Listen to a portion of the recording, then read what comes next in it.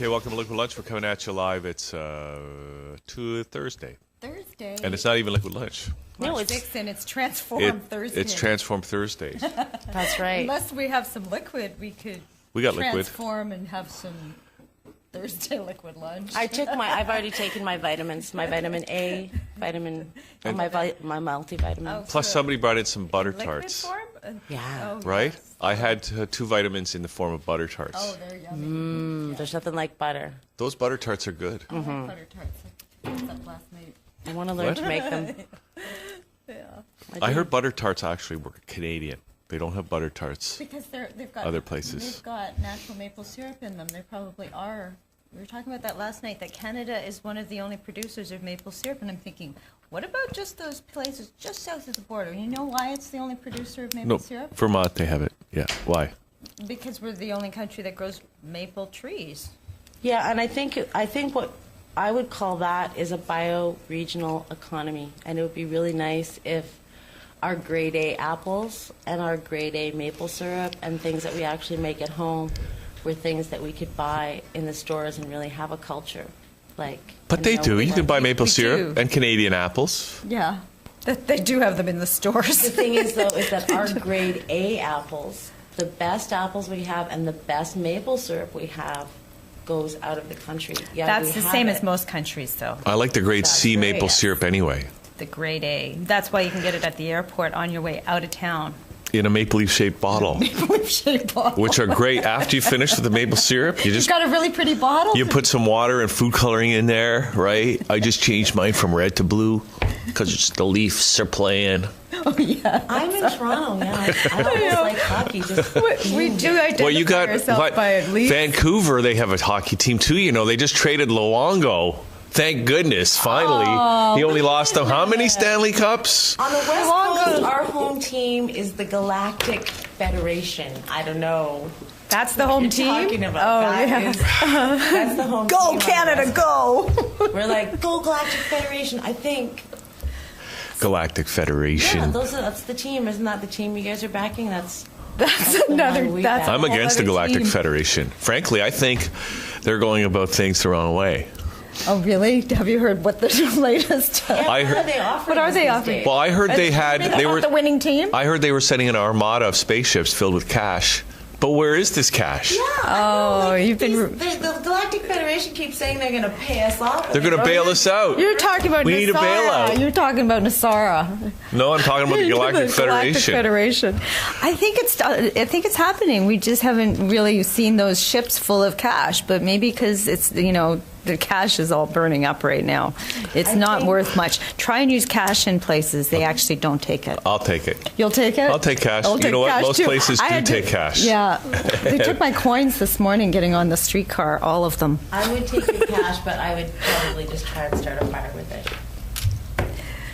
Well, we have to Okay, fall so- in love again with it. Wait, let's Cash is get king. down. Let's get down to some serious topics Okay. because I noticed that Mimi Lee just came into the studio, and so it have- looks like our show is unfolding exactly as it might have had we planned it accordingly. But we have Universe. Lalo is here joining us right now. We have some serious issues to talk about, right, Yes. Lalo? Serious things? Really? Yeah. Seriously. Yeah, we do because human culture and human society is in a great change right now.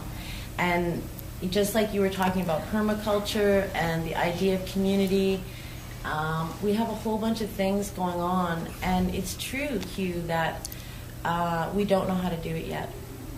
We really don't. And what's even worse than not knowing how to do it is calling it something different and doing the same thing. What is it we don't Right. know Okay, what that's to a good do? point. What is it we don't know? I would say that we don't know how to create a social or a working construct that is based on our original human values. I think that right now we're attributing that, or we have in the past attributed that to Jesus. We attribute it to the Galactic Federation. Our galactic family. Our galactic family. Hi. I just want to say hi to my galactic family. The galactic family. Who is your galactic family? Do you know them Yes, I do. by name? And Yes, I do. And you've met them and had. Ishmael. She is the goddess of rainbows, and she's the founder of Palenque. All right, we just lost all the serious audience. Let's get back to the serious issue, okay? Let's get back to this, because what we're trying to do, I kind of agree with you, right? And when you say, well, what isn't working? So we're moving from an old system where corporations and governments, we're the establishment, and that kind of worked in a certain way, right? Yeah. Well, and it's not only just that we're moving from that system, because all systems are collapsing that have served us over time. We're moving from also, patriarchy and corporatocracy to a new form of emergence of the human being emerging, which has not yet proven itself, because we're still in the womb a little bit. We're but whatever it is, it's our job to. This is what I would say, you guys. I'd say that both groups have something to learn from each other. I'd say that before we throw out the government, before we throw out the corporations, we need to look at what a few people have said about that, and that is, well, they're more organized than we are. We can't really do much about it. I think that there are people like me who are go-getters on the stock market. They are driven people who want to really be productive, and they really want to have accomplishments. And then there are human values and human ethics, I think, that we need to return to and we need to learn about. So I don't know that just changing the language changes who we are and what we're actually doing. We say it all the time that we want to deprogram ourselves, and we do have a lot of that work to do. And what I would like to suggest to people is that instead of what we are doing and saying, that we gather ourselves into some of the constructs that are actually come from the Constitution and come from the foundational principles of government, which is freedom of assembly and freedom of speech. And a lot of our human rights some of those things come from our original human way of being. And most of that did get lost in favor of a singular profit motive. Yeah, I mean, one of the things that I even said it on the bus this morning, riding up with Christina, was that I think if you plan to build a new system, so I think we're all here involved in trying to create some of these new systems, and I think you need systems. And I think if you try to just say, we're going to create a system or a non-system based on the fact that everybody's going to let go of their ego, good luck. Because guess what? You can't force people to let go of their ego. I think you need to account for human nature, for human weakness, and build your systems accordingly. And if you don't, then you're not going to have a system. That's right. Because we do need some systems. We're moving from a lot of structure to allowing for more flow. And in our culture, in our individual, in our collective, and yes, the ego has been there to keep us safe and to keep us secure and to keep us, kind of in control or be controlled. But give it a new job description. So it's a lot of it. How we come to creating a new systemic culture that actually works is by cultivating what has worked for us and allowing what doesn't work to fall away. Well, it doesn't mean that corporations haven't worked. They have worked for the greater good on many levels. There's structure and flow. There's always Absolutely. structure and flow. They're happening at the same time. So while we don't know when the apple is going to fall from the tree, we know that it's going to. It's going to happen within a structure of the growing of that apple tree. So, and I think to be truly connected to what the flow is, that's my question. I love the analogy of the river that is always going to find the ocean, and the river maybe represents the flow, the feminine. It still has the banks that hold it up, and it will meet in the bottom. So it does give it some structure to allow it to eventually reach the ocean. And so it's a dance between those two. But the thing about it is that the structure, in my opinion, it would take like a lot of years of sitting by a river in yogic clarity in order to actually be that river. And so I think what comes into play more is human nature. And I think that it is that we have to develop some new things that we are developing. One is called emotional intelligence. So we are learning how to feel our way through things and to understand that the ego will come into play. But I think what's important here is we use this word community all the time. And we have the work construct of what your work relationship is, and then you have your family relationship and what that is, and you have your friends and what that is. And once upon a time, it was one thing. And we separate politics from social things, and we're all compartmentalize. Yeah, and we've learned that from the what I'll call the former dominant paradigm. And now I think we need to come together and take that family system, that work system, that all the things that we're naming, and we have to put it all together because that's what we are. We're holistic beings, if you will. We work, we play, we rest, we go, we build, and we destroy. Kali. Okay, so I want to ask you about the Earth Summit concept a little bit. I know you've been working on the whole concept of non-incorporated, non-governmental organization, which I think is a good idea because once you register something, that means the word register means under the king, right? That's and right. that's what we don't want. We want to be self-creating, and we don't want to submit ourselves to anybody else's rules. That's right, and I think just to start to put us in that framework, because we really can do a lot of independent organizing. We really can do a lot of independent governance. We can create independent economic systems. We can create independent social systems. We can do all of this. And I think that it goes back to the concept of citizenship, and that we are born into citizenship here. It is non-consensual. And now, once born here, you are tied in to a constitution, which, while it might be foundationally good, has at this point gotten so far out of control that we're not feeding people, we're not housing people, and the earth is being harmed. So what I did was I formed a council. It's an international council. It's called Earth Summit Council. And it is made up of independent leaders of Earth. And we function naturally. And we don't have to follow the Corporate Act. And all of our agreements can be verbal. And all of our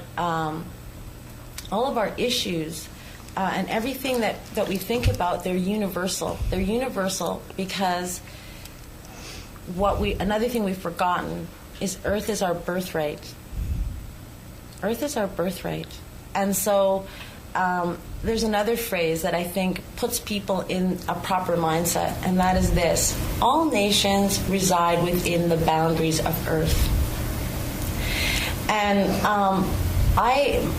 because my dad was a lawyer, or because I really think about carefully when I go to do things, what it really means legally.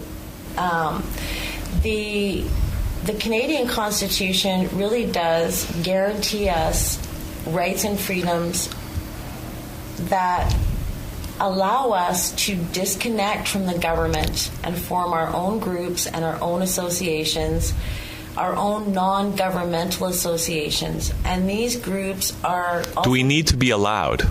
This is the question that I go, do we need the government to allow us to do that through the Constitution or through anything else? No, we don't. We become self-governed. Because I think it's important to make that point. Because the one thing about the Canadian Constitution, okay, nice as it sounds, right, is that the very first paragraph says...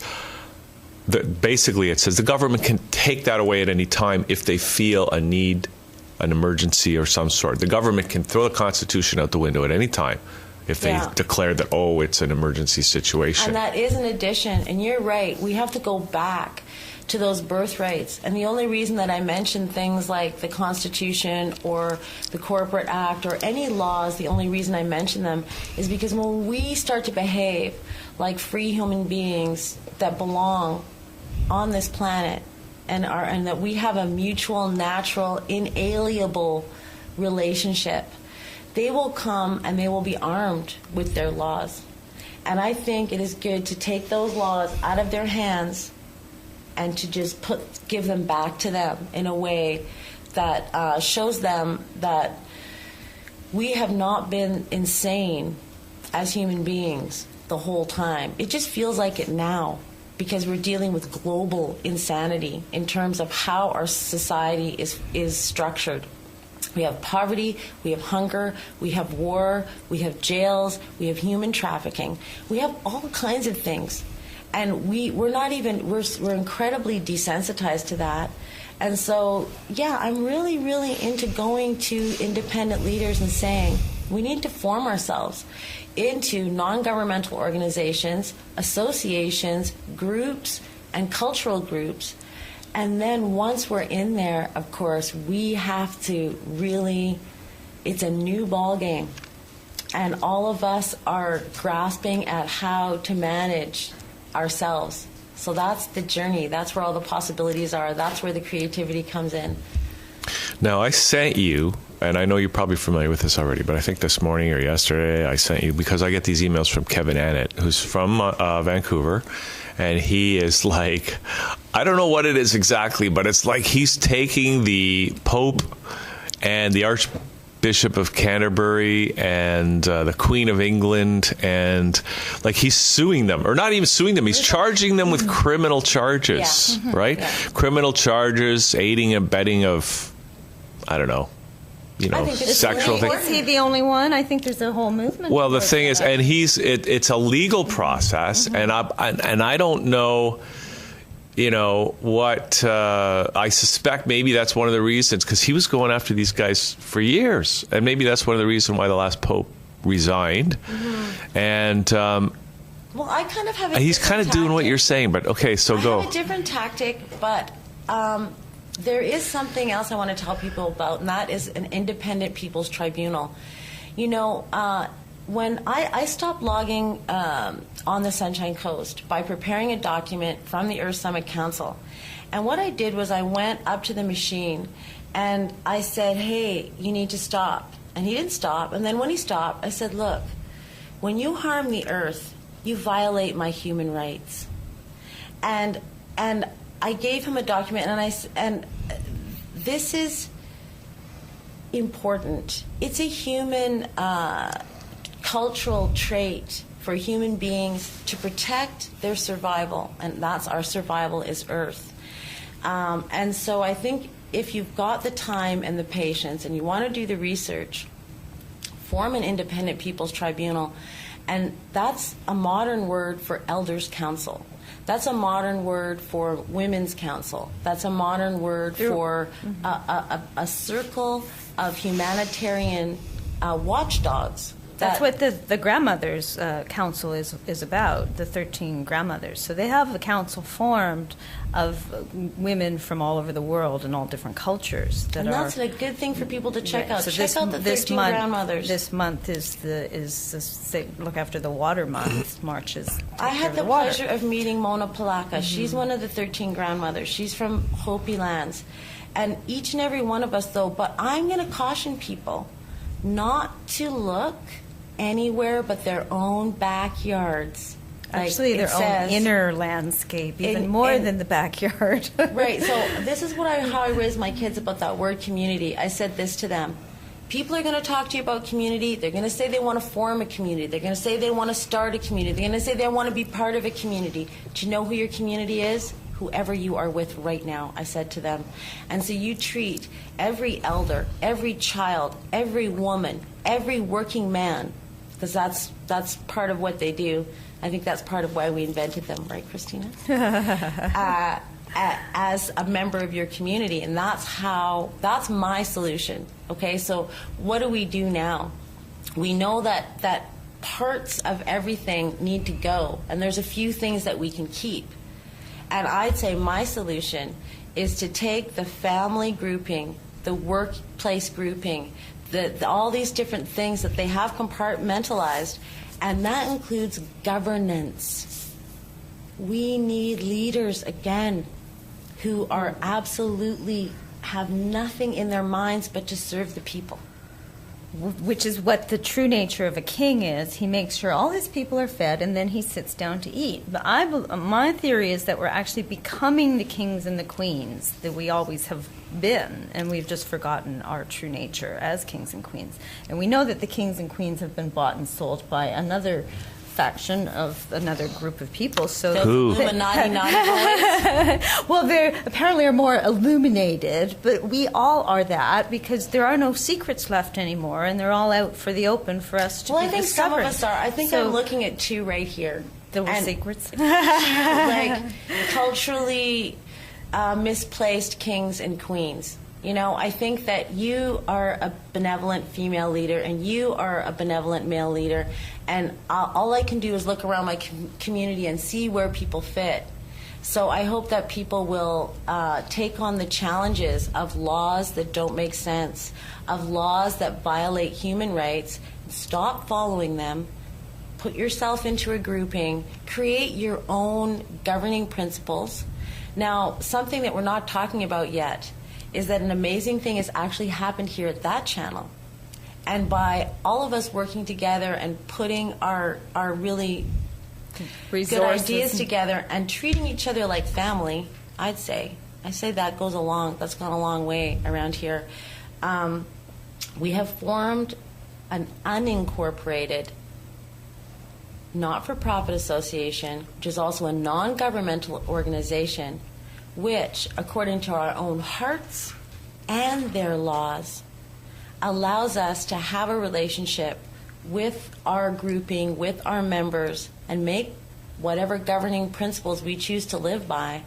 And hopefully, someday the government will come along and try and bother us, and we will get to go to court like that person has done, proactively taken them to court.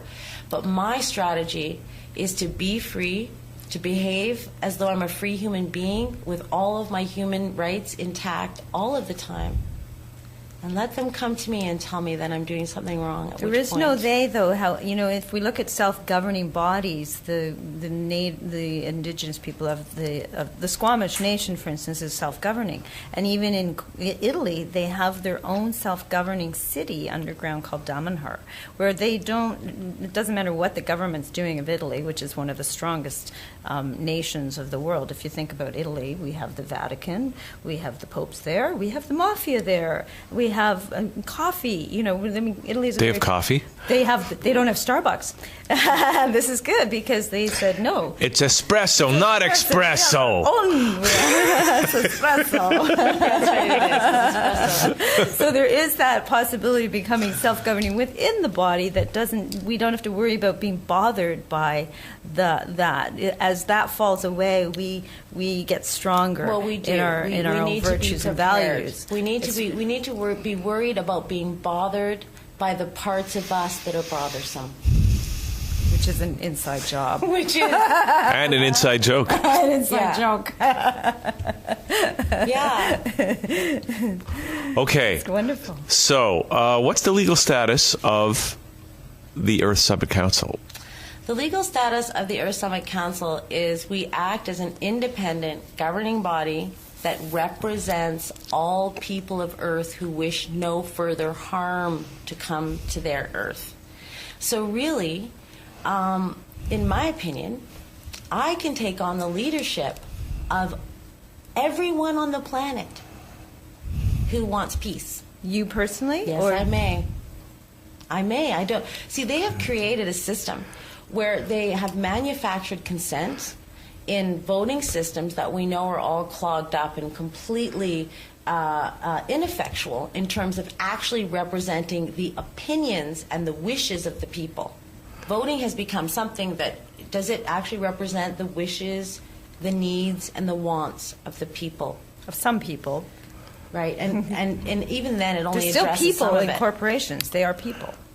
Yeah, so I think that so the legal status is that we will act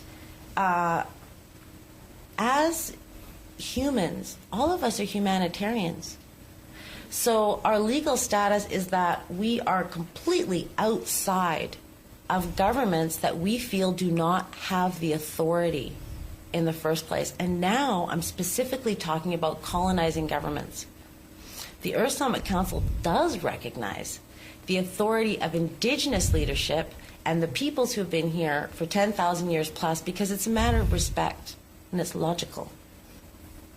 I do reserve the right to protest, to disagree, and to refuse to do what those indigenous leaders would have me do if they themselves, in my opinion, violate the rights of humans.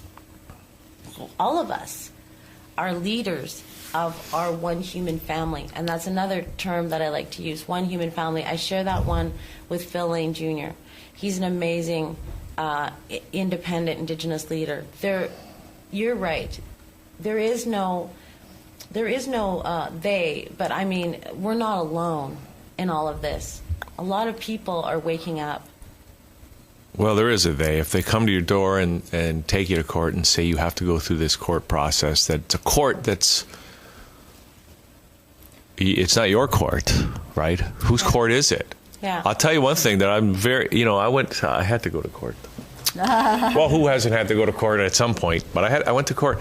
And the thing that I found very weird is that the lawyers, all the lawyers, prosecutors and defense lawyers, when they came in and out of when they came into the courtroom, they all bowed to the judge. And I'm going, what the heck is this? They bow to you?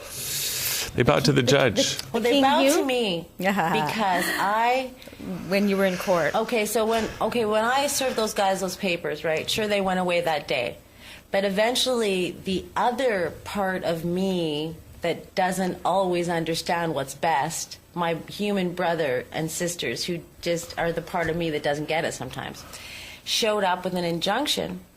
And while I was sitting around a nice campfire in front of the forest, some RCMP officers came and took me away. And I actually got arrested twice. And then when I did end up in court, I'm a Buddhist. And so I did kind of release them from their authority. And what I did was I walked in, and as soon as I saw the lawyer, I bowed to the lawyer, and he bowed to me. When I spoke, I said to the court, I am here out of respect and out of courtesy, but not because you have the authority. It was really hard for me to say. It's really hard when someone's sitting up on a high chair and there's sheriffs all around to say, I don't recognize your authority. And that is when you have to mix the two things. You see, Claim your sovereignty at that point. well, Because the sovereigntists the were there with me. There was a few of those people there, and they're very rough and very stern and like this. That wasn't going over too well.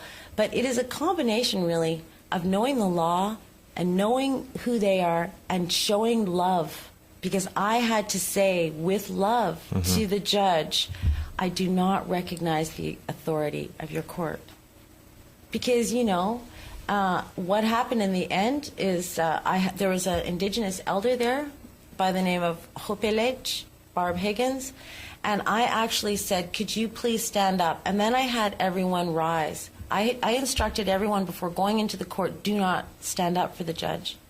So I think there's a way, a very delicate way, to not abide by their authority and also not disrespect them, which is like a really maybe something that we want to learn how to do. Maybe we want to learn how to respect everyone. I think that's a really good point. And I've seen these freemen people and sometimes how they deal with the court and the law. And I think your approach is probably the right one. Because don't forget, it's just a guy, the judge, or a woman, just a person, right? And so's everybody else, the police officers, the lawyers, all of us. everybody. Wearing different costumes. The clerks in the court, they're all just human beings. And I don't think there's really ever any reason to disrespect any other human being. No. Right? No. Because we all have to. Amazing human tenet that is in your governing principles that you have created for Transform. Go on. Well, anyway, that's all I said. But anyway, I think that's a really good approach. And I don't know if you just did that or if you thought about it a lot, but I think that's probably the right approach. And I think it probably takes for some people a little working at to be able to do that. It does, right? but I think that's where the spiritual training and the Buddhism and the other part of it comes in. Because you can be really smart and have all your stuff together and be really structured and go into that court and have all your laws together. But if you can't see that there is no they, as you say, if you can't see yourself in that man or that woman, and you can't really know that we are really one. We really are. We are connected by blood.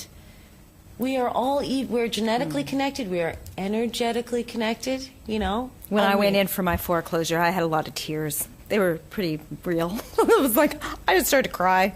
But I also realized that they didn't have the authority, but I knew that I didn't have the power to override their decision. So I had to just basically surrender. It's hard because we need support. Surrender. When you want to keep your house and you don't want to move out because you know it belongs to you, because you have a relationship with it and the person who owns it doesn't, you need a community around you that is willing to stand beside you through the whole process, through staying in your house and through the whole court process. That's another thing we need to learn how to do, is to really support each other through the whole thing. That's commitment, and that's a tribe. Yeah, that takes a tribe. Okay. All right, Lalo. All right. Can we take a break? Yeah. All right. Thank you so Yay. much. And we might Thank get you you. back because, so much to talk about. But we're going to come back in a couple of minutes with Mimi Lee, who's back on the show today. And we're going to come back and have fun with Mimi. Yay. Yay. And in the meantime, we'll take a break. Yay. Thank you. The panel format is actually not so bad because we're not talking about a whole bunch of people, like it's not a large panel, as well as not like only two people kind of debating, like pretty average, I would say. Perfect. And what would you say you gained from attending this event? To understand again, like what's the fund manager, kind of like how they think, and in terms then we kind of reflect how we can think to choose what fund manager that we would like to use as well. Perfect. And how would you describe today's event to your colleagues or peers when you go back to the office? I think I will let them know it's a very good way to understand the world economy in the circumstances that we're in right now. We've got Mimi Lee back again. She was here just a couple days ago, right? Yes, I was. And I had fun. Welcome back. Thank you. Mimi? Yeah. So now, Mimi, I want to make sure that this interview is to your satisfaction. Oh, it's not that I didn't satisfy. No, I thought it was a good conversation we had. Exactly. But we like to talk. Did you hear? I don't know if you had a chance to hear our last interview or our last conversation with Lalo. I had a little bit. But Yeah. I was in and out a little bit. Because we're doing this for you, Mimi. This is all about you. That's what the show is all about, Thank you. right? But when you say to me, "Oh no, it's what you want to talk about," like I'll go, "Okay, let's talk about aliens. Let's talk about the economy And how it affects the financial world. Yeah, let's talk about all kinds of crazy and esoteric subjects." But I want to make sure that this conversation serves you, Mimi. So let's begin. Thank you. Wow. Okay. I didn't expect to just you throw the ball to me just like that. Okay. Well, I was actually, interestingly enough, I was chatting with my colleague earlier. He went to a breakfast meeting this morning, and he was talking about our health spending account for small businesses. Okay. And people were asking a lot of different questions. They didn't get why, like why are we doing this, stuff like that. So I was basically, in my opinion, is that a lot of small business, they could have used their money or finances a lot more effective. Yeah. So small business owners, entrepreneurs, right? Mm-hmm. Okay. Exactly. Like Thatchannel. Yes. Or like any kind of small business, right? That's right. It's not like IBM. No, but anybody out there who's watching who's got a small business or they're running their own business, their own corporation, their own company, their own.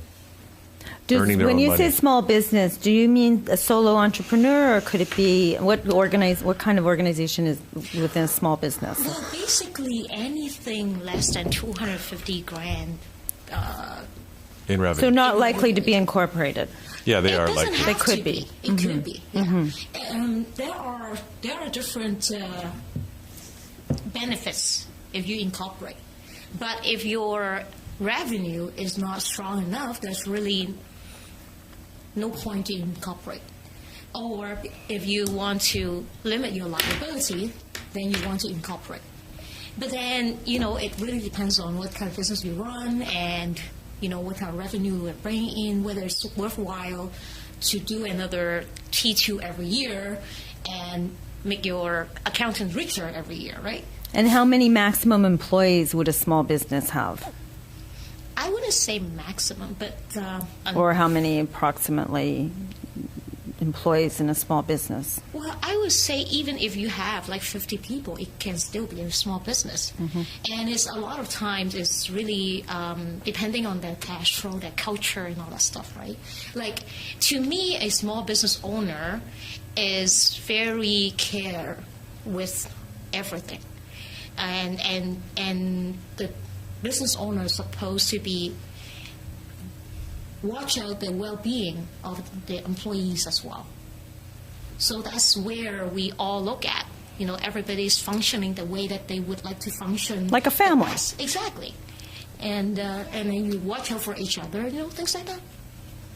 Okay, so tell us about these health spending accounts, because the thing about small business owners and people is, like if you work for a large company, you're going to have maybe a health benefit package, you might have a dental package, all kinds of insurance for all kinds of different stuff. Right. Maybe a pension plan, Yeah. right? But for a small business person, they have to think about all that stuff on their own, right? That's right, exactly. And health spending accounts basically, imagine you have a normal health coverage.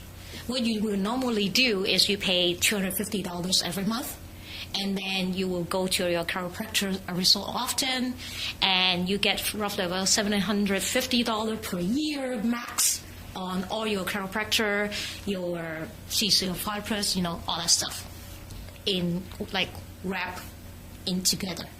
So, but then at the same time, what happens if you don't have time for all those stuff? And then you don't get to use that 750 because it's annually renewed, like it's done, right? And the premium is gone while you put it in because it's a premium. So a health spending account is actually a separate account that you self-insure in a way, that you put in the $250 every month, and that $250 is there for you anytime you need it, if you incorporate it. If you are just sole proprietorship, like we don't have incorporating, then it's rolling 24 months. So by the 25th month, your first month's contribution will be gone if you never claim anything. But I seldomly see that happen anyway. So everybody will claim whatever they have contributed along the way anyway. So anyway, so how it works is that you put the money in there. It's just like a saving account, administered by a third-party company to make it legit for the CRA, and so that you can just claim the whole thing, like your contribution and everything, as a business expense. So you claim it as an expense. Do you earn interest on it in that account? Sorry? Do you earn interest on it? No, you don't earn interest. You actually have to pay fees on it. But the thing is, the main thing is, because you are deducting it as a 100% business expense, compared to your normal root canal receipts that you get, you deduct 30% medical deduction. I see. Interesting. Okay. So it's very different. It actually transforms into another thing and lets you just drop your business income right there. Right. Now, what kind of companies are the companies that are licensed or whatever to administer these health spending accounts? It's basically insurance companies still. You can't go away with that. Right now, there are a few companies out there like Standard Life, Sun Life has it. I like Benecate a lot more. They are small business as well. Who? So Benecate. How do you spell that? Benecad. Oh, I see. Yeah, so they are in Etobicoke. They're an insurance company. They are like a self-insured administrator.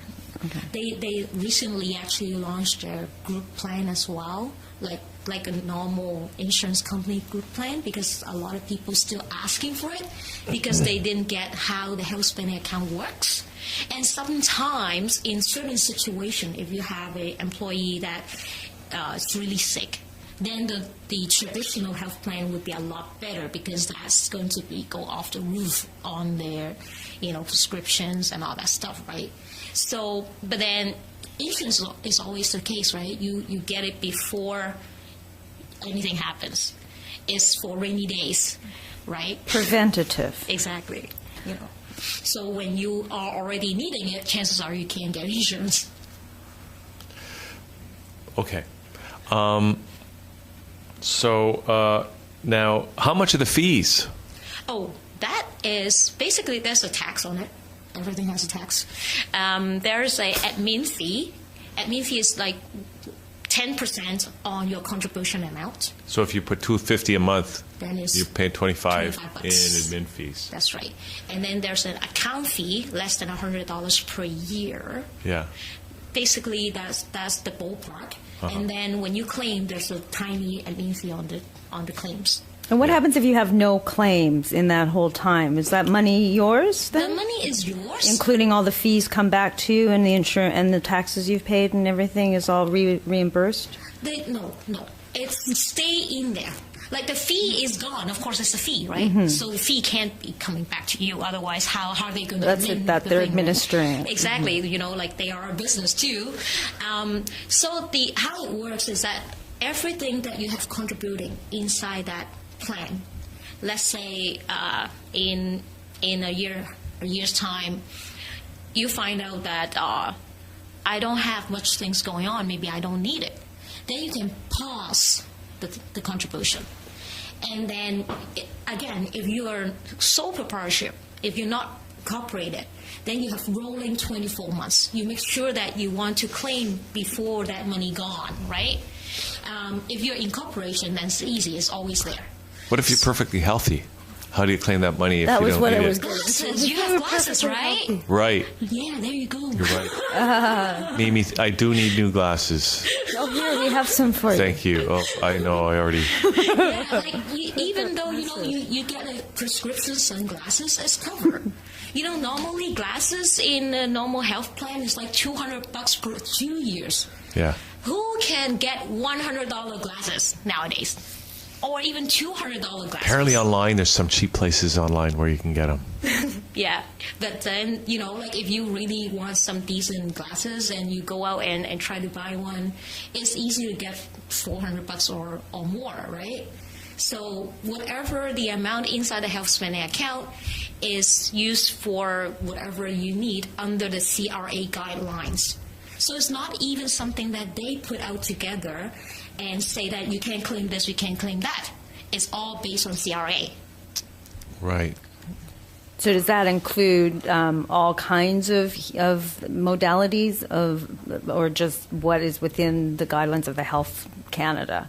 It's not the Health Canada. It's not to do actually with Health CRA. Canada. It's the CRA, which is Canadian. Yeah. What is Revenue it? Canada. Oh, Yeah. okay. So what their guidelines are? That's right. And basically it covers everything your normal health plan cover and more. And even, let's say if you have a normal health plan, right, you normally have a deduction going on that you have to, deductible going on. Like, let's say they cover you 80%, you still have to come up with the 20% yourself, right? Mm-hmm. So what we say is, like, even though some people, they have a health plan with the spouse, let's say the spouse cover this person, and he runs his own business. And then he's like going, oh, I go on my spouse plan, so I'm all good. But then you still have that 20% that you always have to pay out. Then you can just do a tiny health spending account on the side and put that 20% in there. Then that 20%, instead of, again, going under the medical deduction, it becomes your business expense on this other side. So it's all about tax saving. Aha. That's always a good thing to know. Okay, anything? What else should we know except besides health spending accounts then for helping small business to manage their money more effectively, what else do you suggest? That's a very general question because I know. all the small businesses are so different. It's not easy to just tell you like one thing just like that. But how I see it is that I have actually under my blog, I have a series of entrepreneurship finances related stuff. What's that face? I'm just fascinated. I didn't even know you had a blog. But what I'm getting from that is that in your blog, you probably cover all kinds of the issues that small business people might want to consider. Yes. With respect to their finances that you can help them with, right? Yes. And yes. you're a partner with the Globe and Mail's Small Business Summit. Is that still, was that just in 2012 or is that still an annual? They actually stopped in 2013. Pretty sad. Oh, yeah. okay. They had it pretty nice and like really a lot of really good speakers as well. Yeah. So we were there the 2 years that they did it. Yeah. It was good. It was a good summit. Yeah. Yeah. It was good. So what do you do with someone like, I'm a sole proprietor and 19 years I have not had any health coverage in Canada and I have not ever seen a doctor. Wow. And I've never been on a pharmaceutical. Mm-hmm. So now if I was to say, does it differ from province to province? It does, so yes. You're covering mostly Ontario and the laws that regulate Ontario when it comes to the CRA, I imagine. Well, basically, my license is based on provincial. I do have other provinces' license, but like while we are in Ontario, a lot of things is being done under the Ontario rules and everything, right? And when you travel, that's fine because you have OHIP covered, majority of the stuff, and then you just come back, right? But I mean, in your health issue that you were saying, if you're healthy, like normally we do want to go to the doctor just to check up. But if you feel comfortable with it, you can still continue what you do. Like there's no really guidelines what to do with your health coverage or whatever. Some people, they think they want it because they feel comfortable to have it. Again, on that health spending account, the good thing is that it's very flexible. So let's say if you started and then you found out, I really don't need it that much or whatever, then you can just pause it. And how we arise from the amount of contribution that you want to put in is actually look back into your tax return in a couple of years and see how much you have spent on medical. Because you do claim your medical deduction if you have anything going on. So we look at it and then you say, okay, well, if you have prescriptions or whatever, then you just put enough to cover those needed items. So you don't have to go with the 250 like how the normal health plan will put you on as a premium based on your age and everything, right? Mm-hmm. But you only get 30% deduction, right? Mm-hmm. When you just claim it without putting it into the health spending account. That's right. Yeah. That's right. Okay. What's the biggest expense that a small business has? What as far as dividing up? There's those. It's like having those spending accounts. So, what would you say right now is the largest expense that a small business is faced with? The largest expenses is most of the time dental. Dental is always that's in the health area. That's in the health area. Yeah, okay. That's right. Because that's under the coverage of the normal. Health insurance, as well as your health spending account, is included in there as well. I have a lot of clients actually open up the health spending account just because daughters need braces, people have root canal, things like that, and we can in place it just in time before you get all those done, and make sure that expenses go in to help you lower your tax. Again, when you look at it, you have to understand that money is being spent already. Whether you put it together or not, you are going to get the braces. You are going to get the root canal done. It's not something that we are looking to put extra on you. That's what I was saying to you. Like, if you feel comfortable not having it, you can continue with that. That's fine. If you feel great and you're healthy and So everything. far, so good. Yeah, so that's fine. But then if you need it, you know you need it. And when you actually is going to spend that money, you might as well spend it wiser and, get some tax back. Why not get 100% deductible or expense than 30%, right? Exactly. Yeah. Exactly. I don't know why. It's been bent. Are there any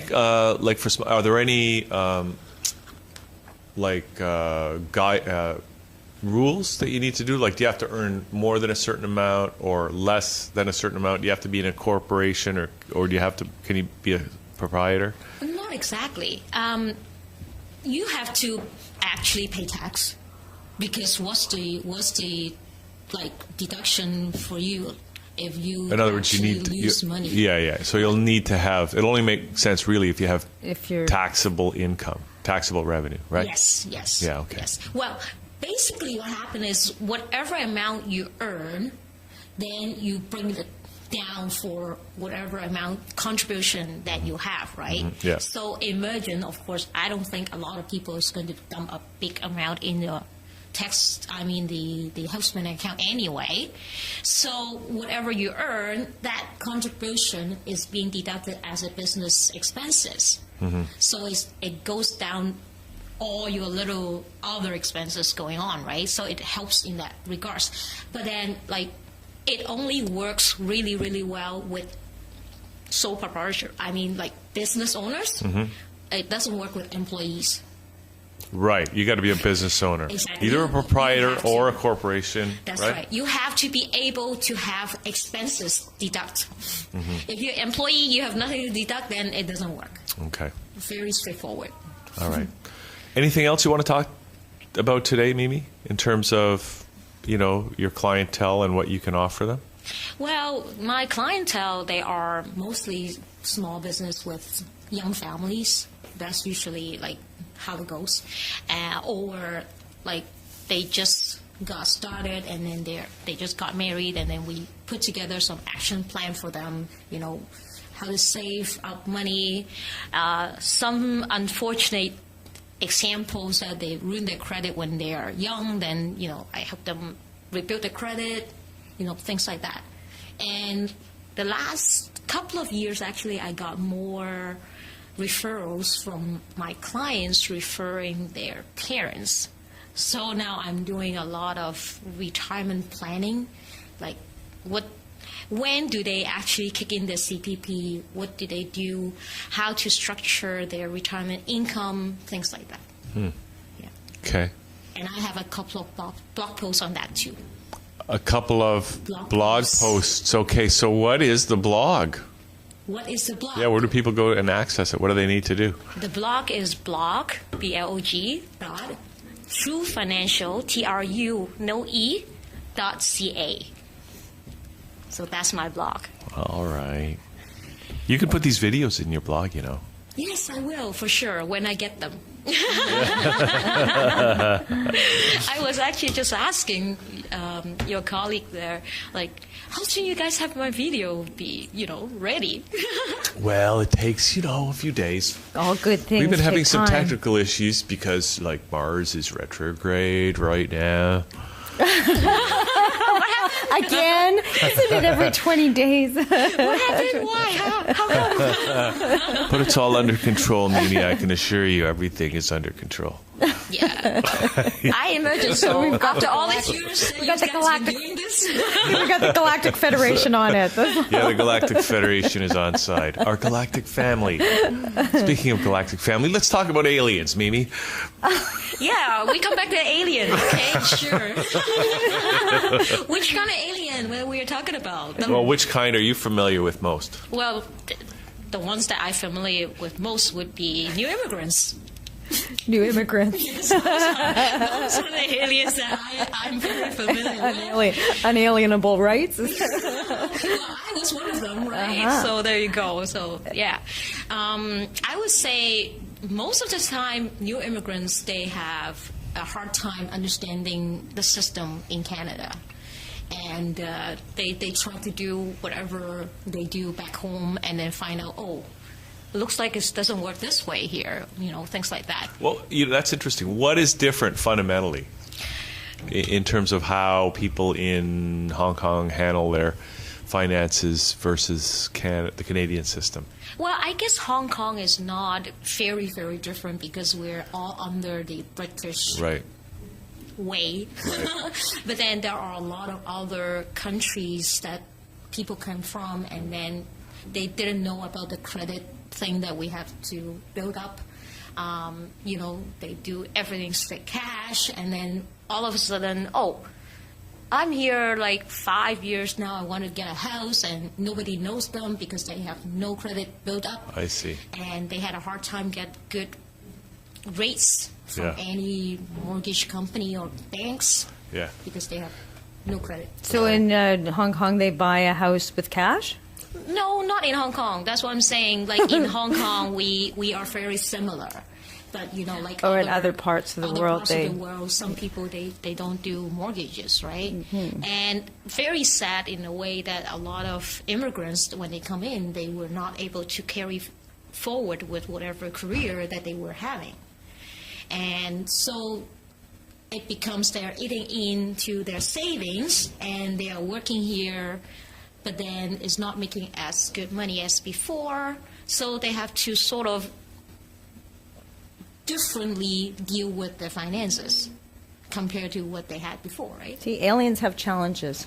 Yeah. there's challenges, probably switching countries and cultures and planets. Yeah. Planets, yes. I would be very interested to meet one of those from other planets. Really? Yeah. Do we ever have those guests on? We had a reptilian shapeshifter once. How did that go? Well, he was very nice. He was a friend of David Icke's? No, but he was a real reptilian shapeshifter. Really? Yeah, he had a crystal, big crystal, and some metal. He had a piece of alien metal what did from he a spaceship. Shapeshift into? Well, he didn't actually shapeshift on the show. Or that crystal, does it predict anything? Like, is it the same thing that we do with our crystal here? What crystal? Well, you were saying that he has a crystal. Yeah, he had a big crystal. But what crystal are you talking about that's here? Well, the people that look like at a crystal ball. And things like No, this was a. It had power. Oh, those kind. It was a crystal of power. Okay, those that healthy. A thing. crystal wand. Yeah, yeah, it was kind of a crystal wand. Yeah. Oh, okay. So, have you feel a lot better with that coming through? Oh, he did something. I forget, but he aimed it at my hand. I can't remember how I felt, but it's all on the internet. How long ago was it? Can we search? A year or two ago. Yeah, it's up on our website. Yeah. Did he have a healthcare plan? I don't know. You don't? I don't know if he had a health care plan. Oh, you don't know? No. Okay. But do you guys have a health plan here? Does Thatchannel have small business? Yeah. We, we're insured to the hilt. That's good. Yeah, as long as you have something, that's really good. And of course, like at the end of the day, like a lot of companies, they want to make sure that they put in enough things for their employees so that everybody's well taken care of, right? So other than the health benefit, a lot of times it's really RSP. I have a question because there's a lot of alternative. We had a really interesting discussion on Tuesday with someone from the Ayn Rand Institute, and who was talking about the Canadian healthcare system. Anyways, I made the point that a lot of alternative healthcare is outside of the Medicare system, right? Yes. Like homeopathy, naturopathy, Reiki, all kinds of massage if you're not an RMT, I suppose. Yes. Yeah, esoteric things. Are these things able to be covered under your... or even things like, I don't know if you know about chelation therapy. There's a lot of alternative therapies that OHIP will not cover. Can these things be covered by the health spending plan? These things some of them was once covered under the Ontario guideline of the CRA. But then for some reason they put it out. When you say once, are we talking 100 years? No, just a few years few years ago? Like, I think it was last year or 2012 they put a naturopath away. Which is so no longer covered, natural. Like right now, it's no longer covered. Well, that's bogus. I know. Tell the CRA people. Yeah, CRA, that's bogus. We're going to have them on next week. Yeah. Yeah. So again, all these things, whether they are covered, is not really based on the company. It all comes back to the CRA. So if the CRA say you can't claim it, we can't say anything. No, we have to start saying it. Yeah, we can raise our voice, but we can't say, well, we have to claim, right? No, we're gonna. Yeah. I'm claiming it. And then they're just going to say, no, you're not going to claim I'm gonna say we're gonna claim it. We're claiming it. The company said that I can't put through your claim. I'm so sorry. Oh, that's too bad. Oh, that's CRA. too bad. We're claiming it. But yeah, so basically that's exactly what happened, right? Like when you have to follow the rules, right? Because again, the whole point of having the health spending account is to save tax, right? So if the big guy there, the health CRA, is saying that no, then you can't do anything in that regards. You mean the guys that earn their income off our tax dollars? Those ones. Who are pointing a gun at our head saying, pay up? Yes, I know. Or we'll make you sick. take your property? Those guys? Yes, those guys. Some of them are really nasty. Okay. All right, Mimi. So, so people can go to your blog.truefinancial.ca, Yep. right? And we're going to put that up in the credits. And hopefully these videos will be appearing in your blog shortly, and people can actually, watch this again and again. Thank you. Thank you, Mimi, for Okay. coming on. It's great to have you back. Thank you. And hope to have you back again soon. I want to get TM on the show, too. Yes, I will tell him. Yeah, okay. All right. Okay, so we're going to take another break, come back with Donna Messer right after this as Liquid Lunch continues. I mean, that Transform Thursday. Thursday we'll be back.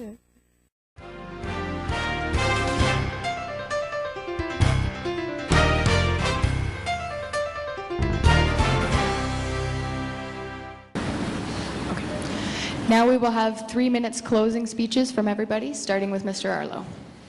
Well, 3 minutes, that's pretty rare. I guess what I want to do is take 3 minutes to explain to you something that happened in 2006 right here in Canada. There was a rigged election. The Conservative Party of Canada, Stephen Harper's version of it, has never legally taken power in Canada.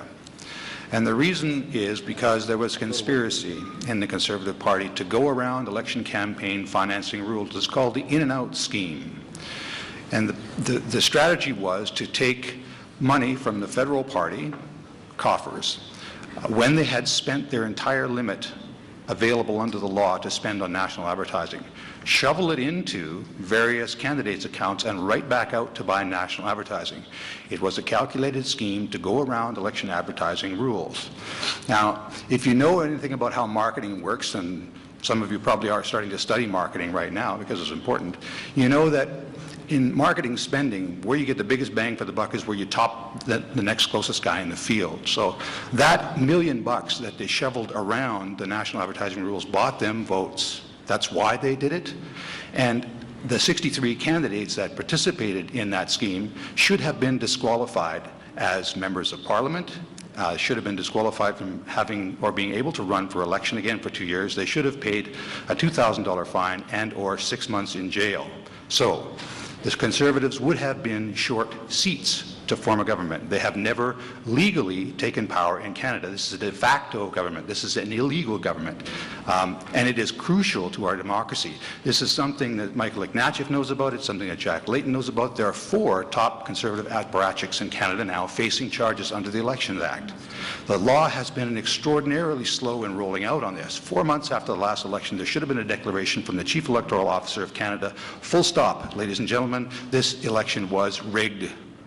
It's null and void. We have to start over. That's what should have happened. It didn't, because the Conservatives have fought their own appointed Chief Electoral Officer every step of the way, because they know the government that they run is an illegal one. And they have systematically worked since then to undermine the institutions of Canadian democracy at every turn. And this is crucially important. You really have to understand this is stuff we think that happens in other places in the world where people are less civilized than us. Well, it happened here. They rigged the election. They stole it. They haven't formed a legal government. And we need to do something about that. It's crucially important. I just can't stress to you enough how fundamentally that undermines your citizenship. If you can't trust. Thank you, Mr. Arlo. And we're back here on the show, and it's me, Hugh, and Christina's here, and Donna Messer's back on the show, and it's just great to see you, Donna. It's good to see you, and it's a nice place. You like this place? Oh yeah, this is good. I love it. Did you drive here? I did, but I was on the 407 early this morning because I had a 9:30 meeting that I was doing a workshop for job skills over in Markham. Right. So I don't know if you heard about the traffic this morning. No. It was horrendous. There was a snowstorm. Where? In between here and where I was coming from in Oakville, and the traffic was unbelievable. Oh, I did hear there was some lake effect storm in South Etobicoke. It was unbelievable. You're in nothing, and then you've got snow, and you should look at my car. It looks like I've been in an unbelievable deluge. Which is weird, because I didn't see any snow today at all. Not at all. We were on the streetcar. I was in... Trust me, it took me 2 hours to come from where I was to where I was. And wow, yeah, weird. So it was crazy. No snow here. But I'm thrilled. It was easy to get here. I just went straight down Woodbine. At free parking, right? Glad you made it. Don't you love that? No downtown headaches to deal with. I do. I really do love it. So I'm glad you moved. Great. Anyway, it's good to see you. Good to see you, sir. Now, do you want to start off? Because you brought us that little video. Why don't we... you're the networking queen. Yes. You said Of Canada, I've heard. Well, actually, I'm really good wherever I meet people who feel like I do. So I'm not a networking queen if I meet someone who says, it's all about me. I gotta be, it's all about we. So this little video that you're gonna see is called an animmercial, an animated infomercial. Okay. And it was done by a kid. Yeah. And I really like it. And what it does is it shows you who I am in 2 minutes. Well, let's watch it right now, and we'll find out who you are, even though I thought I knew. But let's watch it, and then we'll come back and talk about it and you and networking and more. Perfect. Okay. Great. I'm ready. Awesome.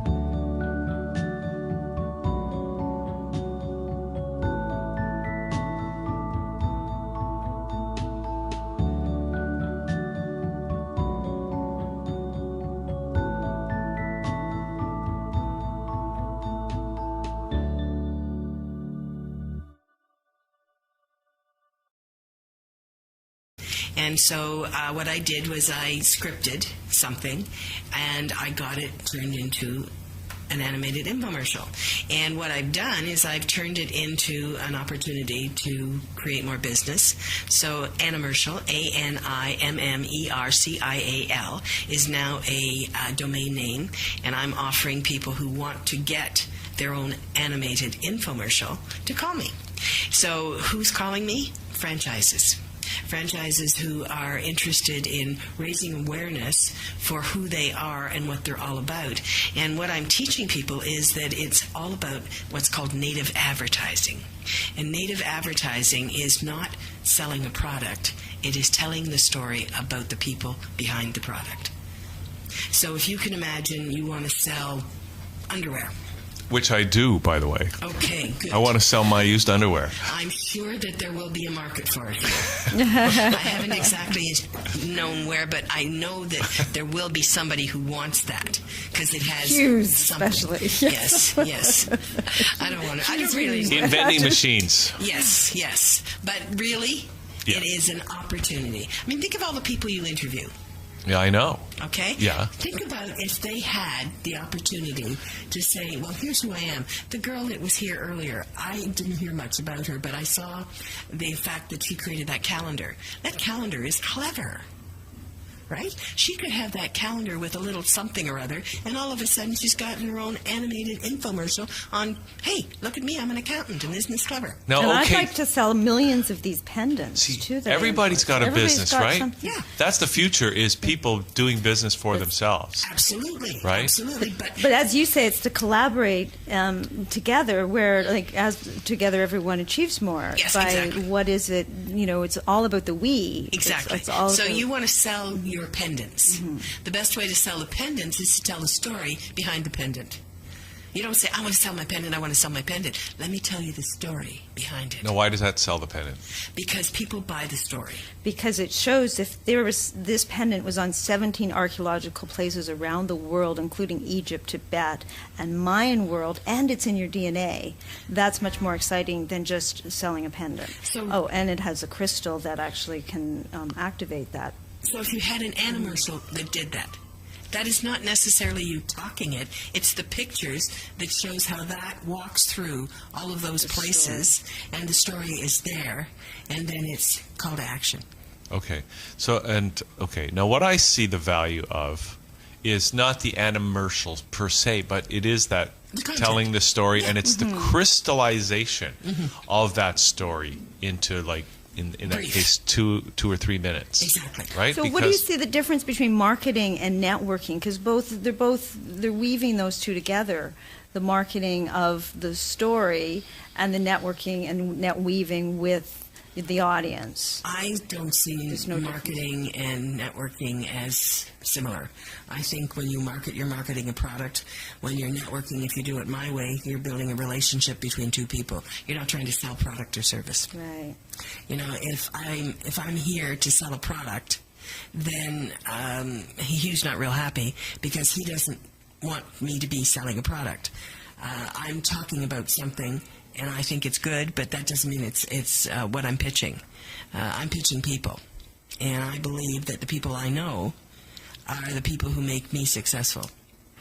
So what is the purpose then? This may sound basic, but what is the purpose then of networking?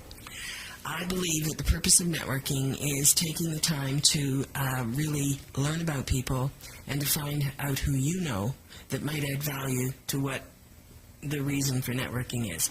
I can give you lots of examples. You're asking me who I know that might come to your event on the weekend. In order for me to think about who I know that might come, I have to find out where the common ground is.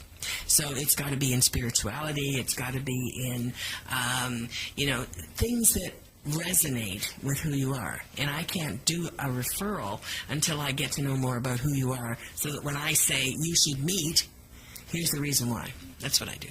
So knowing the person that is going to be serving the others, like knowing Justin McMakin, who's putting on this workshop, and knowing about him and his niche market will help you find Absolutely. those. When we talk networking and we talk about who we know, we use the term social capital. And social capital is what you know about who you know. So if you really know Justin, then you will tell a story that pulls the story together. I met Justin in, we did such and such, blah, blah. Like you did this earlier on, you talked about T. Harv Eckert. Well, we both know T. Harv Eckert. So we could find common ground there. Right, and the T stands for the. Yes. Yes. The Harv Eckert. Yeah. Like T. Donna Messer. Like T. Donna Messer. Yeah, because mine is the Donna The Messer. Donna Messer. Yeah. The Donna Messer Show. Yeah. It's the Donna Messer, not the Donna Messer. It's the. Because you are the Donna Messer. yeah. That's right, the. And if you were going to be on my radio program, Hugh, Oh, yes. you would be on T-Hugh. Talk to Donna. That's what it's called, Talk to Donna. So what's your radio show all about, Donna? It's about people that I meet that I think have a good story to tell, and that story has never got out. Yeah. And so what I do is, because I have the opportunity to talk and to write and to promote, I find really good stories. So if you were to have listened on Monday, you would have heard me interview Maryse, M-A-R-Y-S-E, Carmichael. Well, what's so great about Maryse Carmichael? I'm not sure if you know anything about avionics or airplanes. I know a lot about avionics. Okay, so have you ever heard of the snowbirds? Yeah, the Canadian... The ones that go to Florida for the winter? No, you're talking about the Canadian Air Force Yes, the stunt group. Yeah. She's the only woman jet pilot who's flown with the snowbirds. And I met her a number of years ago, and she was speaking at an event, and what she did was she showed a video from her helmet when she was flying number 2. Okay? And when I'm saying flying number 2, it's number 2 plane, you. Because I had a different idea. I know. Altogether. Probably a different placement for the camera. I'm thinking, yes. Anyway, but it was phenomenal. So when I heard she was coming back to Toronto, I said I'd like to interview her. So I did.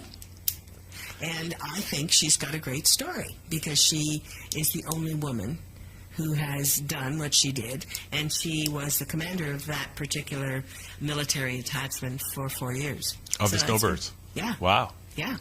And she's a jet pilot and nice lady. That's weird. Wonderful. You know, like you think about, Olympic sports, and you always have a women's category and a men's category, but to me, there's no reason not to have female pilots. Well, it's so right? interesting that you would mention that because I just read a little story about a guy handing on a WestJet flight. He wrote a note on a napkin to the female pilot. What are you doing in the cockpit? A woman does not belong in the cockpit of an airplane.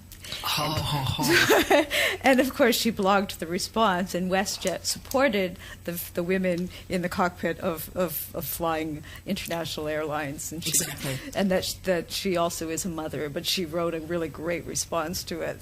Good. Well, ideally, I like to find out detail. So I asked my interviewer, what was the ratio when she started flying? And she said less than 4% were women pilots of any kind, not just jet, but any kind. 4% when she started. She said, we've grown, we're now up around 7%. Still not very good.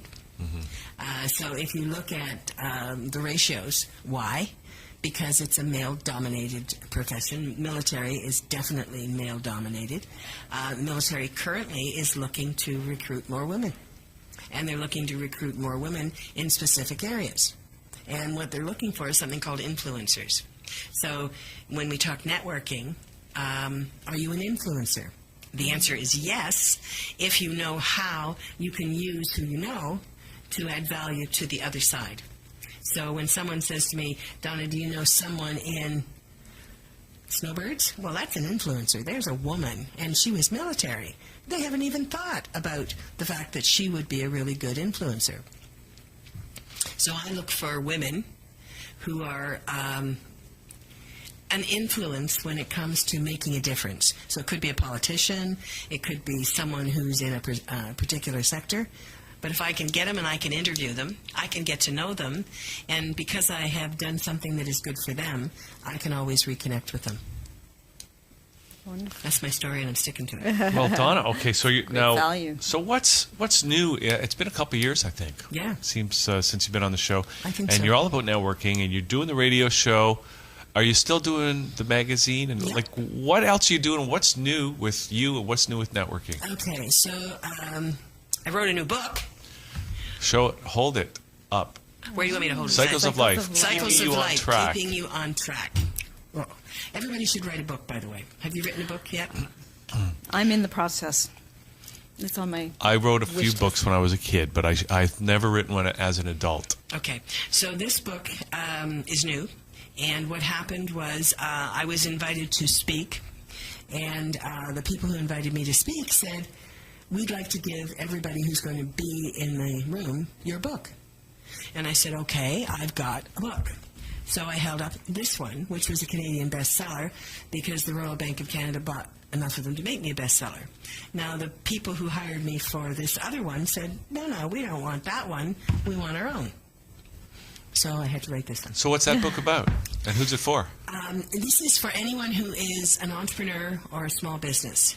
So it's actually the story of what I believe is cyclical. So everything that we do, regardless of our age, we cycle it. So you like music. That's okay? true, I do. Okay, so no matter how old you are, how young you were, music was an important part of your life. Yes. And you've found a way to integrate that music into whatever you do. Yes, I have. All right. So what's important for me is I've always liked people. I always want to know who people are. And so everything that I've done from day one is about getting to know people. So this is the story of how, as a little girl, I went to Simpson's Arcadian Court. Now, no one knows what Arcadian Court is. I know what that is. Okay. My grandmother ran Simpson's Arcadian Court. So as a 6-year-old, every Saturday I would get on the streetcar, and we lived at Danforth and Hampton, and the streetcar driver knew who I was. My grandmother had made this all arranged. Those were the good old days. They were the days when it was safe for a kid to go anywhere, and I would go to the court for lunch. I think I know where that is. I worked at Simpson Sears. Yeah, it's downtown. It's still there, but it's not what it used to be. And at the time that my grandmother ran it, there were men like E.P. Taylor, Fred Gardner. They were all really well-respected business owners who never had cash. Yeah. They would go to the court, and they would run a tab, and every business meeting would be held at the Arcadian Court. Mm-hmm. And my grandmother held them in her hand because she knew who had the money and what was going on. Right. And so she felt that I should learn manners. So she arranged for me to come, and I didn't know that every 6-year-old didn't have the opportunity that I had, but I went week after week after week, and it's in the book.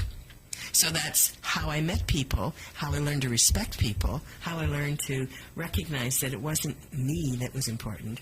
It was the other person. She taught me the name of the streetcar driver. Yeah. She taught me the name of the elevator guy. Right. She taught me the name of the hat check girl and told me a little bit about each of them so that when I said hello, I'd ask the hat check girl how her feet were because I knew they were sore. Yeah. I'd ask the streetcar driver if his wife was feeling okay because she'd been sick the week before. I was programmed, but I didn't know it. Yeah.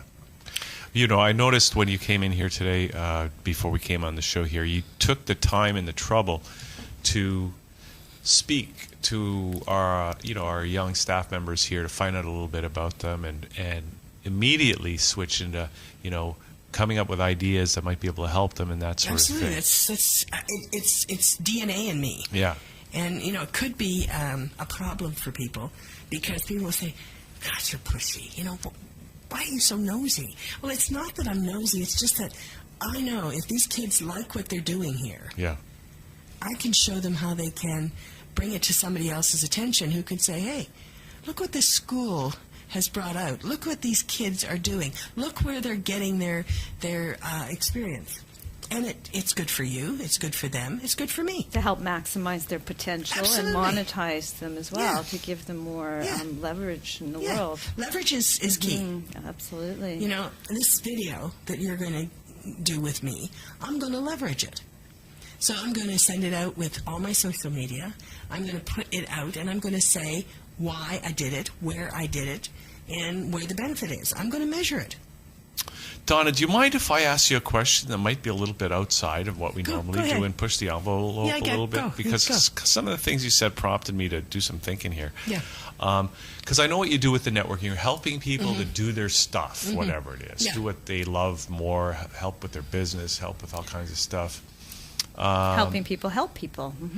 But when you're, when you were telling those stories about the good old days, and you know where you knew the name of the streetcar driver, where they had hat check girls, I think that career option is no longer available to people. Right? There's no more hat check girls. There's no elevator. There's no elevator guys. There's nothing. Right? Yeah. But I'm just wondering what's changed in our, because you're dealing with the micro, helping people at a micro level, and I don't mean that in small. I mean like microeconomics, right? Helping people do their business. But let's talk about the macro for a sec. What's happened to our society? Not that we don't have hat check girls anymore, but it seems to me in those days there was a place for everyone to serve, to have that personal, to be part of the community, to be part of the economic picture, to be part of a... And having a job, regardless of what that job was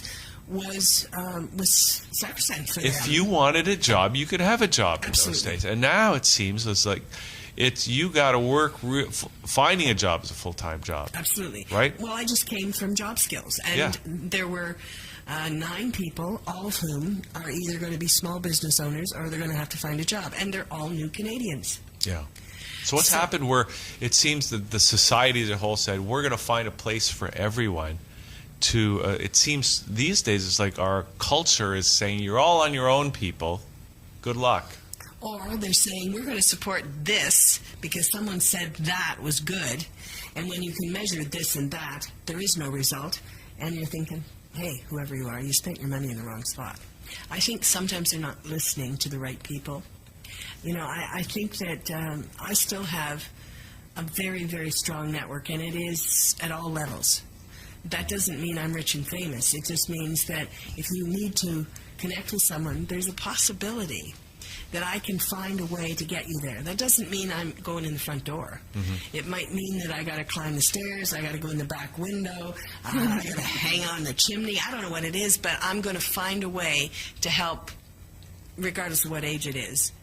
Because I believe there's a systematic process today in doing whatever it is that you need. I don't care how you got this studio, but I'm going to guarantee you that the process that you did is something that you have done in the past. Maybe you changed it around a little bit, but you still used the same systematic process that got you the results you needed. Yes, I did. Yeah, for sure. I mean, we have comfort. You know, you come from British Columbia, which is a little different than Ontario. I was born and raised in Toronto, so I've lived half my life in Ontario and the other half in La La Land in Vancouver and on the Sunshine Coast. And it's actually quite interesting because there's very different value systems. Yes. It's lifestyle there, and here there is a much more racy, I went to university, and that subject was effective persuasion at Ryerson for marketing, but very different values in British Columbia than there is in Ontario. Absolutely. And I had to adjust myself to that.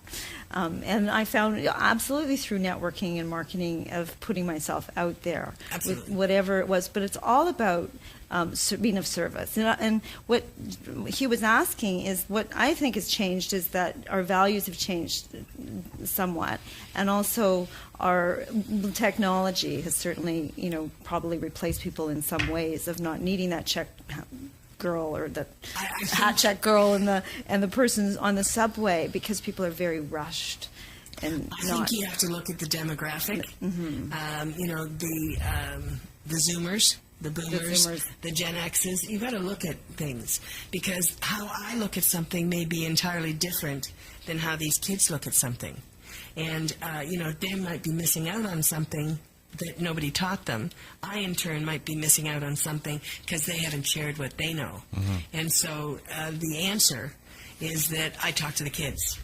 I talk to people and I find out. Technology definitely is key. And if you're not online with everything, you're SOL.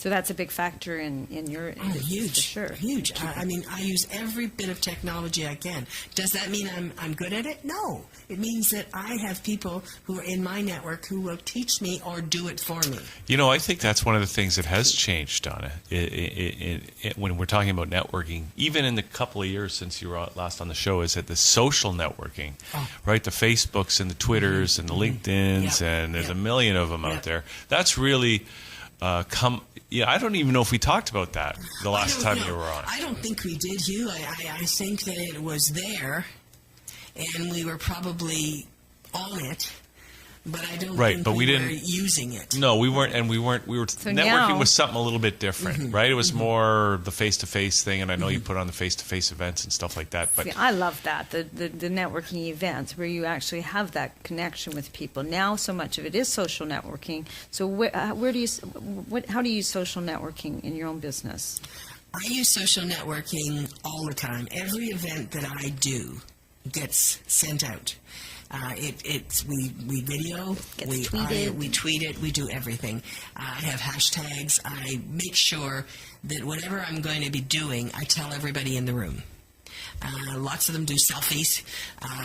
Even Obama did a selfie. Yeah, I didn't do my selfie. But I think that the face-to-face, I think it's still around, but the people who are getting most from the face-to-face are the ones that are doing the meetups, and the meetups are free. So, the people who are coming... Do you have a meetup group? No, I charge for everything. And the reason I charge is that that's my business. So meetups are very good. And it's, you want to meet a bunch of people who all wear high heel shoes. So everybody comes with their high heel shoes. You don't sell them anything, they don't buy anything, but you can compare your shoes. You're looking at me. I want to be at that meeting. Checkout girls are at that meeting. I have not worn them. Although there was a picture in the paper the other day of some guy on Bay Street walking down the street in high-heeled shoes. Was there a story about why he was walking? Yeah, it was to support some women's thing. Yeah. I forget what it was. I'll bet you he walked a little strangely. Well, no doubt. He walked like a guy in high heels. There's probably a meetup group for everything. Yeah. So then there's meetup groups online. It actually started after 9/11. Yeah, there's nothing wrong with meetup groups. They're excellent ways to get to know people. And what happens is, from a meetup group, there will be a group of people who say, well, we really would like to. And then that seems to grow, and they start to see if they can measure results. I get invited to many of those groups if they're looking to measure a result. So you're results-oriented, which yes. is good, all about taking action. Yeah, and I'm an accountability person. Yeah. I'm not going to play if I don't know that there's going to be something that I can say, here's the result. Mm-hmm. Which is what this day we're doing on Saturday is. Justin McMakin has a Vision Discovery Day, which is people that have very great visions and need to now put it into action. They've talked about it. They might be spiritual people that don't have any money. They might, they're actually people that have very clear visions. It's now time to write it down and take it to action. So the vision is going to be directed to the goal. Exactly. Okay, so PricewaterhouseCoopers, you know that company. Mm-hmm. Their head office is in Oakville. They have just done something that is spectacular, and it is on leadership. And I got the video yesterday. It's amazing. So it is women from PwC, from Africa, from France, from all across, from Russia, and it's talking about leadership. And what they're doing is they're offering you being the masses, the opportunity to take a picture and talk about what leadership and what your vision is. And if you win, you get to sit down with the president of Google. Oh, wonderful.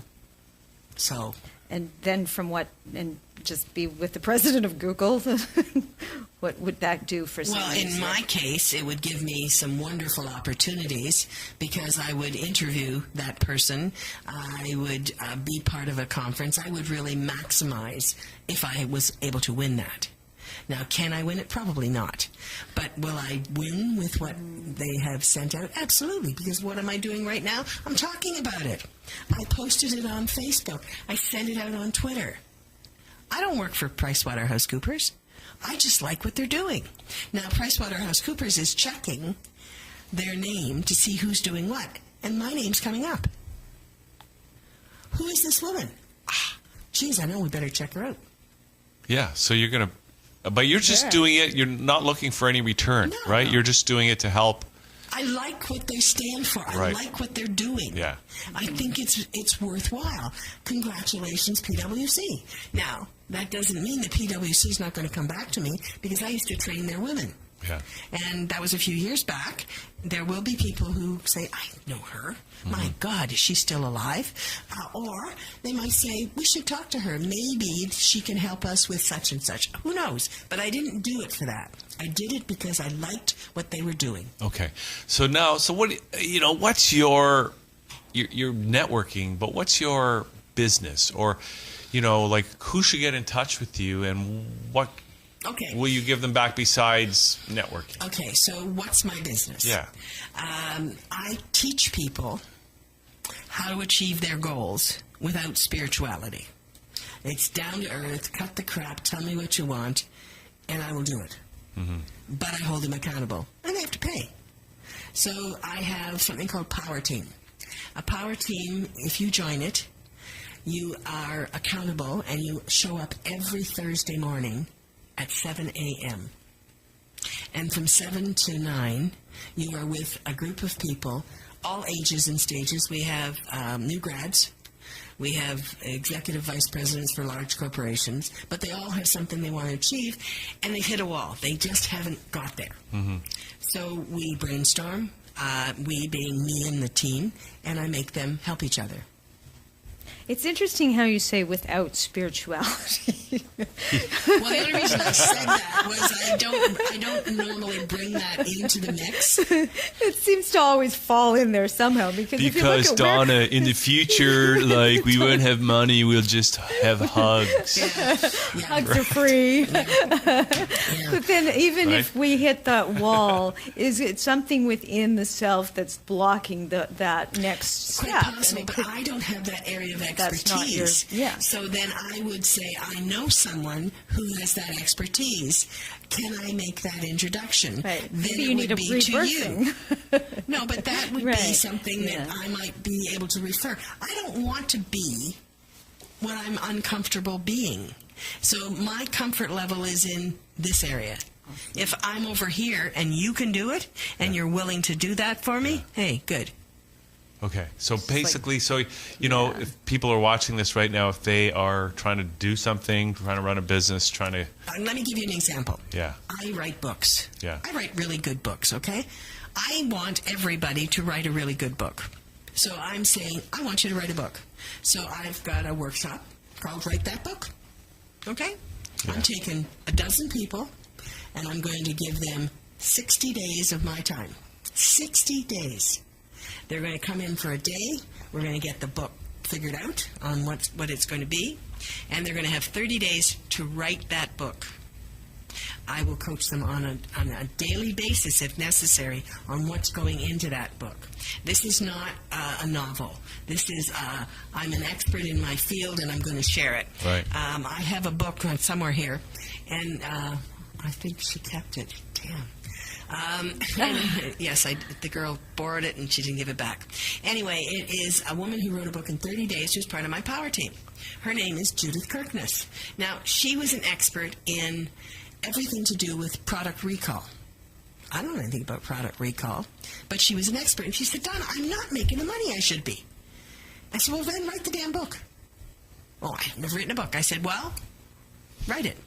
And what we found out was that she is an expert, and she's an expert in traceability. And traceability is, if there's a product recall, how do I find out where it originated? So if it's a food product or a pharma product, who grew it? What did they put in the soil? And this is all documented, and she writes about it. So she got her book done in 30 days. She got it published in 60, and she got her first paid gig in 90. How much does it cost to be in this workshop, Donna? For you, Hugh? No, I'm thinking it's $800, Yeah. $797, something like that. Yeah. But that gives you, and I shouldn't say but, that gives you 60 days from the 22nd of March to the 24th of May. You meet with me for 2 days, and I will guarantee, first of all, I'll edit your book. I will write the foreword for you. I will get the people who, if you're writing a book on the importance of rebirth, then you want people who are going to read the book and quote, and you can put it on the back page. So you need all of the things that give you the visibility.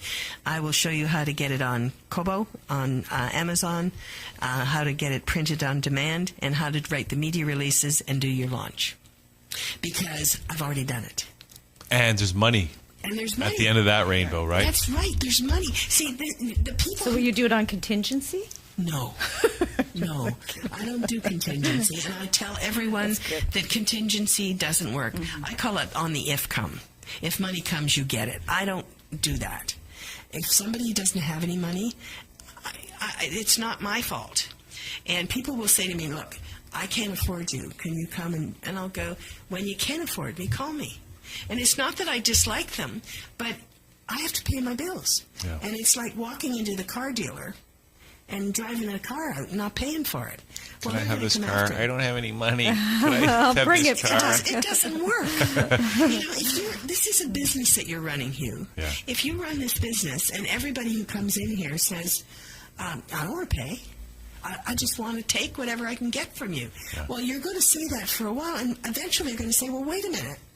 I need to make a living here. I got to pay for this space. And more. Kids that I've got to handle. So what people have to recognize is, and I think this is the key, just because you're not the big guy doesn't mean that you don't have to get paid. So I make sure that everyone knows that I'm available. Yeah, and I'll talk to you, and I'll give you some free time.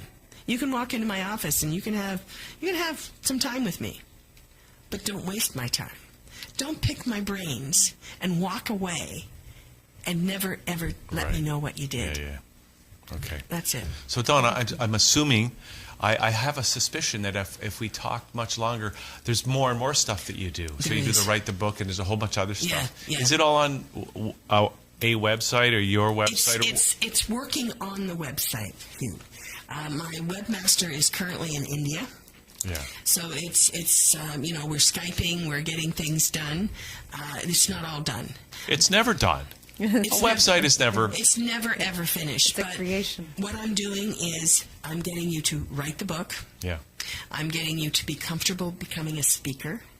I'm teaching you how to write the media release from somebody else's perspective, because you do not write your own media release. It's awful. It just looks like you're selling something. I teach you how to write articles that will get you into the publications who will hire you or use you for your events. Mm-hmm. So it's a whole strategy, and the strategy starts at A and it goes to Z. And there's never, ever an ending. But each step you take, you should be able to say, it cost me this much and I made this much. Yeah. And if you can't do that in today's world, it's not like it used to be. So people who say, I want to be a small business owner, well, they don't have 2 years of money to put aside to become a small business owner. They've got to be successful now. Yeah. There is only now. That's right. So if they can't be now, somebody's got to teach them now. And most of the people who are teaching, and I'm not knocking the teachers, they have the book that was written 25 or 30 years ago. It's not relevant anymore because it's today. I work with these kids. Yeah. I can show them how they can make money today. Do they want to make money today? Depends. The ones who do, they're going to listen to me, and they're going to come to me, and they're going to say, son of a gun, why didn't you teach at my school? Well, I wish we had more time, and then we could just talk about how to make money today. I'm curious as to what a Rotarian is, because you had that on your... A Rotary is the largest service club in the world. Okay. And as a Rotarian, you sign an agreement that says, I will help people. You spend a great deal of money to belong to Rotary Club, and you look at all kinds of initiatives, and you choose the ones that are comfortable for you. I happen to like kids, so everything that I do for Rotary is directed around youth. So I teach them how to be better speakers. I teach them how to do stuff that they're uncomfortable with. And they come to me, and they listen, and they do what I tell them, and they measure the results. And they're probably very successful. Yes, they are. One young man, I asked him what he wanted to do, and he said, I want to be Prime Minister. Oh, that's my son. Yeah, well. No, it was Stephen Harper. Oh, he went to Northley. This kid was in grade 11, and he said he wanted to be Prime Minister. He's now a graduate of McMaster University, and he spent last year in Washington. He is not the Prime Minister yet, but, he set his goals. And he has kept in touch with me, and every time he said, I want something, who should I go to? I have thought about who I know. I've made the introduction. He's followed up, done it, and he's done it. I have not, but I've given him the steps. Okay, Donna. So if anybody wants to get in touch with you, where do they go? And when do they listen to your radio show? Okay, my radio shows are they're posted on my website. My website is connectuscanada.com. Connect Us Canada. Connectuscanada.com. And everything that you want to know is on my website. You can listen to my blogs. You can go on my YouTube. You can follow me on Twitter. You can check out my Facebook. You can go to LinkedIn. They're all there. Even some of our old broadcasts that you and I did, Hugh. Which were phenomenal. They were fun. Maybe not as good as this one right here and now, but... This one's really good. I'm coming back, by the way. Okay, good. But I'm also going to interview you on Talk to Donna. Okay. So you have to let me know when you are available. You're going to interview me? Yes. Okay. Well, I look forward to that. Good. Okay. So I need a picture. All right. And I want 10 questions that you would like to cover when we're talking. Okay. All right? All right. Thank you. Okay. Thanks, great. Donna. Thanks, Donna. Nice to meet you. And let me know how many people you need, and I'll see who I know. Oh, great. We'll do that. Let's talk. Okay. All right. Thank you so much. You're welcome. So that's it for the show, by the way. Oh, Donna was our wow. last guest. That was a great way to end. I get to go to lunch. No, it's not. Lunch with Donna.